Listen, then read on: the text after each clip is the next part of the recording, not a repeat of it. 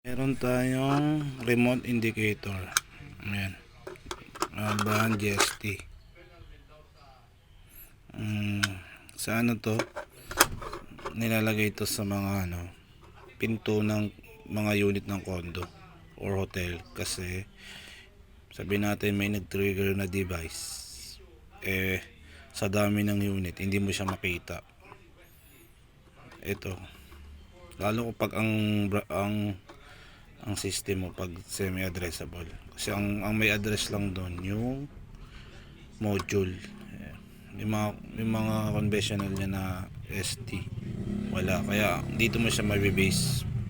Pag nag-trigger yung, sabi natin sa mga unit may nag-trigger, tapos yung mga nakasarado, magpupula to sa pintuan to, nakadalasan nakalagay ito sa pintuan. Ayan,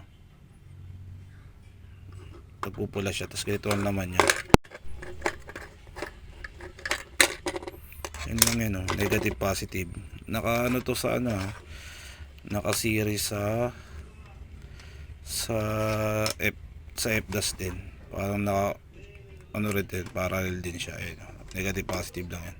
Kasi pag nag-trigger yung yung smoke natin, kita mo yan, pupula siya kasi nakasarado yung unit natin. Ang tawag dito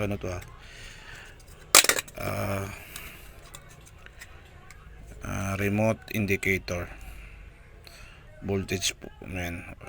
Ang brand nito GST UL listed to. Okay, thank you for watching. Salamat sa panonood. Ayan na.